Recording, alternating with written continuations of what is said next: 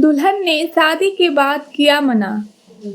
शादी के बाद विदाई का समय था। नेहा अपनी माँ से मिलने के बाद अपने पिता से लिपट कर रो रही थी और वहाँ मौजूद सभी लोगों की आंखों में आंसू थे। उस समय नेहा ने घूंघट निकाला हुआ था और अब उसका विदा होकर ससुराल जाने का समय हो गया था। तो जैसे ही नेहा रोती हुई कार में बैठने लगी, तभी उसकी छोटी बहन रोती हुई उसे दोबारा लिपटकर रोने लगी। तभी गाड़ी के पास खड़े नेहा के पति अविनाश से उसका दोस्त दिनेश कहता है, अरे यार अविनाश, यहाँ से घर पहुँचते ही सबसे पहले होटल अमृत बाग पहुँचकर एक बढ़िया सा खाना खाएंगे, क्योंकि यहाँ तेरे ससुराल में तो एकदम घटिया खाना था। ऐसा खाना तो हमारे यहाँ कुत्तों को भी नहीं खिलाते। तभी साथ ही खड़े अविनाश के छोटे भाई ने भी कहा, हाँ यार, यहाँ का खाना तो एकदम बकवास था और रसमलाई में तो रस ही नहीं था। ये कहते हुए वो तीनों जोर जोर से हंस रहे थे। तभी नेहा के पति अविनाश ने भी अपने ससुराल वालों की मजाक उड़ाते हुए कहा कि हाँ यार, मैंने भी मजबूरी में ही यहाँ का खाना खा लिया, वरना मैं तो ऐसे खानों को हाथ भी नहीं लगाता। और अब पक्का हम तीनों घर पहुँचते ही होटल अमृत बाग का खाना खाएंगे। अपने पति के मुंह से ऐसी बात सुनकर नेहा कार में बैठती बैठती रुक गई और उसने गुस्से में सबके सामने अपना घूंघट हटाते हुए कार के दरवाजे को जोर से बंद किया और आंखों में आंसू लिए नेहा अपने पिताजी के पास चली गई और उनका हाथ पकड़कर उनसे ये कहा कि पिताजी, मैं ससुराल नहीं जाऊंगी, मुझे ये रिश्ता बिल्कुल मंजूर नहीं है। ये बातें नेहा इतनी जोर से कहा कि सब लोग उसकी बात सुनकर हक्के बक्के रह गए। सब लोग नेहा के नज़दीक आ गए और नेहा के ससुराल वालों पर तो जैसे पहाड़ ही टूट पड़ा हो। वजह क्या थी ये किसी को भी समझ नहीं आ रहा था। तभी नेहा के ससुर राधे श्याम जी ने आगे बढ़कर नेहा से पूछा कि नेहा बेटी, बात क्या है? तुम अचानक ही शादी होने के बाद अपनी विदाई होने के समय यूँ शादी को नामंजूर कर रही हो। तभी नेहा कुछ देर चुप रहने के बाद अपनी आंखों में आंसू लिए अपने ससुर से बोली कि बाबूजी, आपको पता है, मेरे माता पिता ने अपने सभी सपनों को मारकर हम सभी बहनों को इतना पढ़ाया लिखाया और काबिल बनाया, और आप जानते हैं कि एक बाप के लिए उसकी बेटी क्या मायने रखती है। वैसे आप और आपका बेटा कभी नहीं जान सकते, क्योंकि बाबूजी, आपके घर में तो कोई बेटी ही नहीं है।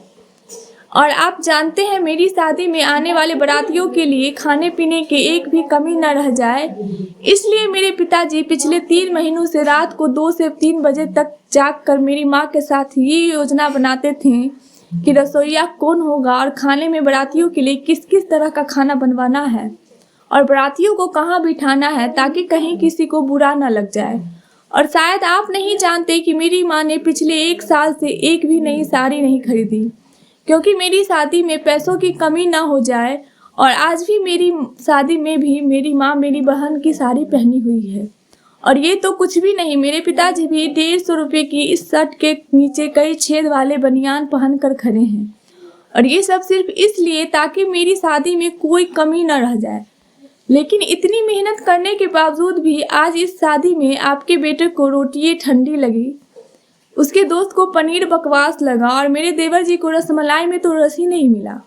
और तो और मेरे पति अविनाश जी तो कह रहे थे कि ऐसे खाने को हाथ भी नहीं लगाते, बस उन्होंने तो मजबूरी में ये खाना खा लिया है।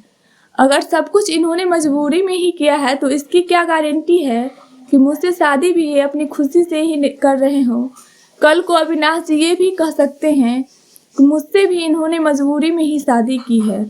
और नेहा रोती हुए अपने ससुर से ये भी कह रही थी कि जिस माता पिता ने मेरी शादी में दिन देखा न रात देखा, बस शादी की तैयारियां में लगे हुए थे, माता पिता पर आज आपके बेटे और आपके दोस्त यूँ जोर जोर से हंस रहे हैं और उनकी इतनी बेइज्जती कर रहे हैं। क्या आपके घर में माता पिता की इतनी ही इज्जत होती है? तभी नेहा के ससुर ने कहा कि बेटी, इतनी छोटी सी बात पर तुम इतना नाराज हो गई।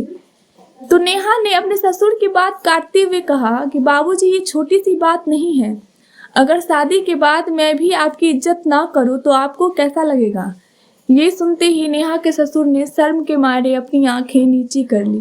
तभी नेहा ने कहा, लेकिन बाबूजी, आप चिंता ना करिए, हमारे अंदर हमारे अच्छे माता पिता ने संस्कार दिए हैं किसी की बेइज्जती करना, ये सब हमारे माता पिता ने नहीं सिखाया है।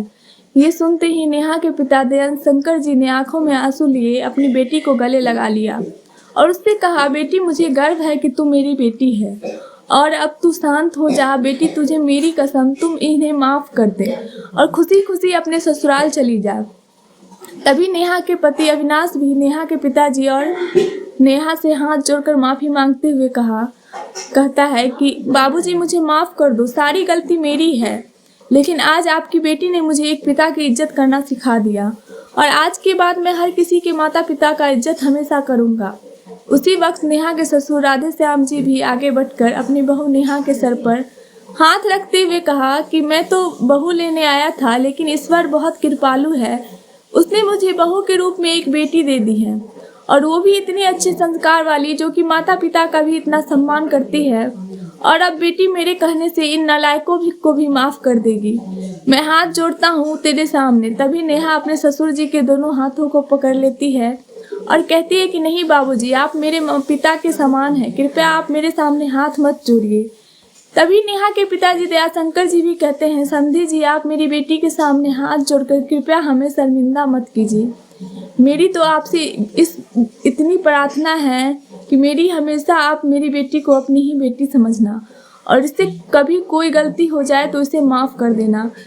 तो राधे श्याम जी ने अपनी समधी दयाशंकर जी को हौसला बढ़ाते हुए कहा कि आप बिल्कुल चिंता मत करिए, बल्कि अब तो नेहा बेटी हमारे पूरे घर को संभालेगी और अब ये ही हमारे घर की लक्ष्मी है। ये सुनकर नेहा के पिताजी बहुत खुश हो जाते हैं और अपनी बेटी को खुशी खुशी विदा कर देते हैं और नेहा अब राजी खुशी अपने ससुराल रवाना हो गई थी और अपने पीछे छोड़ गई थी आंसू से भीगी हुई अपनी माँ और पिताजी की आंखें और अपने पिता का वह आंगन, जिस आंगन में कल तक वह खूब हंसती खेलती थी, आज से इस आंगन की चिड़िया उड़ गई थी किसी दूर प्रदेश में। तो दोस्तों, बेटी माँ बाप का अभिमान व एक अनमोल धन है और दोस्तों अपनी छाती पर पत्थर रख कर वो अपनी प्यारी बेटी और अपने जिगर के टुकड़े को उसकी शादी करके उसे विदा करते हैं।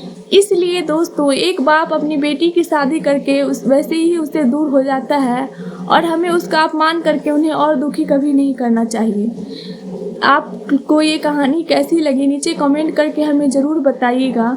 अगर आपको कहानी पसंद आई तो लाइक शेयर करना ना भूलें और सब्सक्राइब करना ना भूलें। धन्यवाद दोस्तों।